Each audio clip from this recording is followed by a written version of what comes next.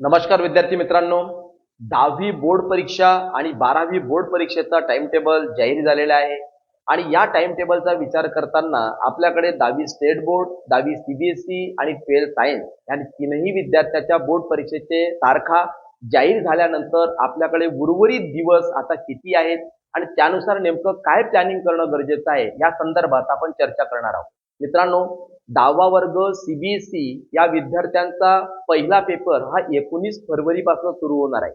आता 19 फरवरी पासून कोणत्या विद्यार्थ्यांचा पेपर सुरू होणार आहे?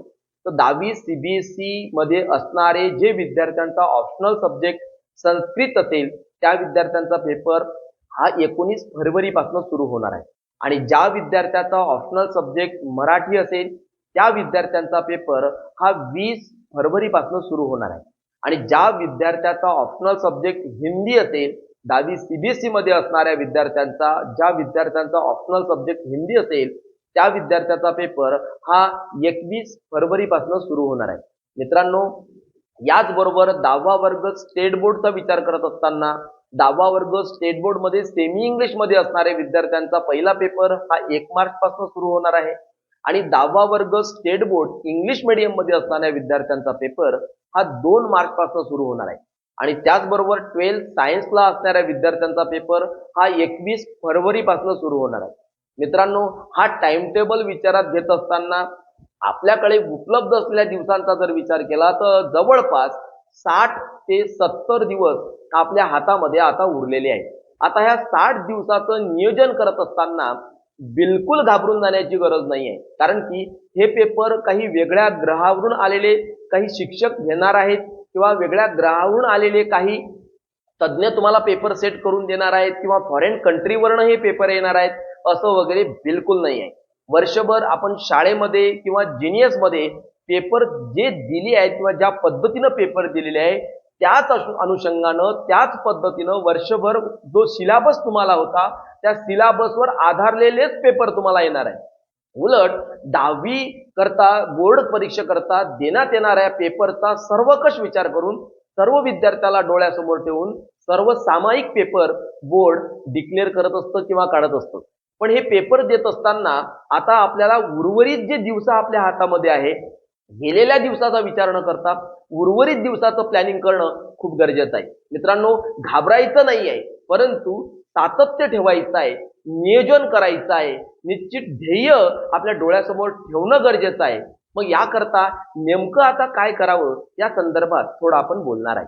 मित्रांनो, आपल्या हातात असलेले उर्वरित 60 दिवसाचं प्लॅनिंग करत असताना जवळपास 2 ते 2.25 महिन्याचं प्लॅनिंग करत असताना सर्वप्रथम आपल्याला उपलब्ध असलेले जे सब्जेक्ट आहेत त्याची क्रमवारी लावणं गरजेचं आहे.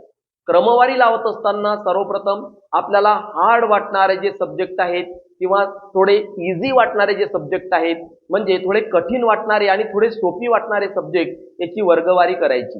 जे आपल्याला सोपी वाटणार किंवा जे इझी जातात किंवा सहजरित्या आपण ते सब्जेक्ट करू शकतो किंवा आपल्याला झालेले असेल तर त्या सब्जेक्टची एकदा व्यवस्थित रिव्हिजन करून थोडं बाजूने ठेवायचं आहे आणि उर्वरित जे कठीण वाटणारे सब्जेक्ट आहेत किंवा विषय आहेत त्या विषयाला हातात घेत असताना त्यामध्ये सुद्धा क्रमवारी लावायची आहे.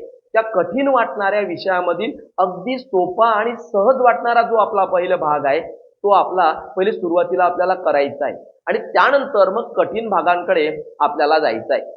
जेव्हा उर्वरित 50% इझी वाटणारा सोपी वाटणारा भाग आपण करून मोकळा करतो तेव्हा मनामध्ये एक वेगळा आत्मविश्वास येतो, एक कॉन्फिडन्स वाढतो की आपला अर्धा अभ्यासक्रम हा झालेला आहे. म्हणून मित्रांनो, कारण की शिक्षणाची एक पद्धत आहे ती म्हणजे सोप्याकडून कठीणांकडे.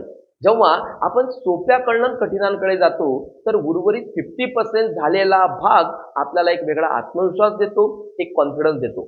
म्हणून त्या पद्धतीनं आपल्याला एकंदर विषयाची क्रमवारी लावणं गरजेचं आहे.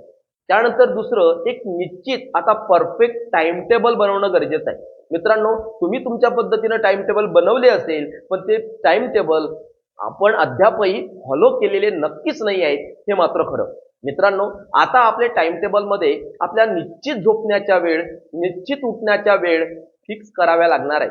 त्याचबरोबर अभ्यास करण्याची वेळ, लिखाण करण्याची वेळ, पेपर सॉल्व्ह करण्याची वेळ सुद्धा निश्चित करावी लागणार.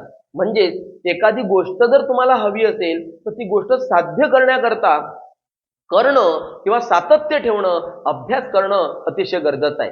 कारण की संत तुकाराम महाराज एका ठिकाणी खूप छान लिहितात, असाध्य ते साध्य करसी सायास कारण अभ्यास तुका म्हणे. म्हणजे प्रत्येक गोष्ट जे असाध्य आहे ते आपण साध्य करू शकतो, त्यासाठी अभ्यासाची गरज आहे, म्हणजे सातत्याची गरज आहे, प्रॅक्टिसची गरज आहे, सरावाची गरज आहे, नित्य नियमाची गरज आहे, हे ते सांगतात. मग ते सुद्धा आपण साध्य करू शकतो आणि त्याकरता काहीही वेगळं करण्याची गरज नाही. फक्त एक निश्चित परफेक्ट आता टाइम टेबल बनवणं गरजेचे आहे. त्याकरता जिनियसचे मार्गदर्शक, जिनियसचे काउन्सलर तुमच्या सोबत आहेत. त्यांचा उपयोग आता तुम्ही अतिशय छान पद्धतीनं करून घेऊ शकता. त्यांना एक मित्र समजून तुम्ही त्यांच्या सोबत एक आपला टाइम टेबल तयार करू शकता, त्यांच्या सोबत बसून, आणि आता उर्वरित 60 दिवसाचं परफेक्ट प्लॅनिंग करू शकता. त्याचबरोबर मित्रांनो, तुमच्यासोबत आता जिनियसचे जे 2 महिने काउन्सलर आहेत, याच्या माध्यमानं प्लॅनिंग करा आणि एक निश्चित टार्गेट डिसाईड करा. त्याचबरोबर आपल्याला काही गोष्टींचा त्याग करावा लागेल. जसं आता आपल्या मोबाईल पाहण्याच्या वेळ किंवा टीव्ही बघण्याचा जो वेळ आहे, हा टाइम स्पॅन थोडा कमी करावा लागेल. हे करावंच लागेल, कारण की हे केल्यानंतरच तुम्हाला हवा तो रिझल्ट आपल्याला मिळेल. मित्रांनो, बऱ्याचदा आपण म्हणतो की आम्हाला एवढे पर्सेंटेज हवेच आहे, पण ते हवे असणारे पर्सेंटेज किंवा टक्केवारी मिळवण्याकरता थोडा काही गोष्टींचा त्याग करणं गरजेचं असतं. कारण की आपण असं म्हणतो की कुछ पाने के लिए कुछ खोना पडता है. म्हणजे काही गोष्टी साध्य करायच्या असेल तर काही गोष्टींचा त्याग करणं अतिशय गरजेचं असतं. मित्रांनो, उर्वरित दिवसामध्ये जर तुम्हाला अपेक्षित यश हवे असेल तर ते तुम्हाला नक्की मिळतं. फक्त गेलेल्या काळाचा विचार न करता आपल्या हातामध्ये असलेल्या वेळेचा विचार करून त्याचं निश्चित आणि परफेक्ट प्लॅनिंग करा, मग विजय मात्र नक्कीच तुमचा आहे. मित्रांनो, मी तुम्हाला तारखा सांगितल्या, त्यानुसार प्लॅनिंग करा, टाइम टेबल ठरवा. या पुढील व्हिडिओमध्ये आपण नेमकं परीक्षा पद्धती, परीक्षेमधील पेपर पॅटर्न, कोणता विषय इझी असतो, कोणता विषय अगदी सोपी पद्धतीने आपण करू शकतो, कोणते प्रश्न येतात, कशा पद्धतीनं असतात, पेपर पॅटर्न नेमका काय असतो, कोणत्या प्रश्नांवर फोकस करायचा, कोणते प्रश्न थोडे मागे ठेवू शकतो, त्या संदर्भात आपण चर्चा करणार आहोत. तोपर्यंत करत राहा घरचा अभ्यास, सातत्य ठेवा, ध्येय ठेवा, टार्गेट ठेवा आणि प्रॅक्टिस करत राहा.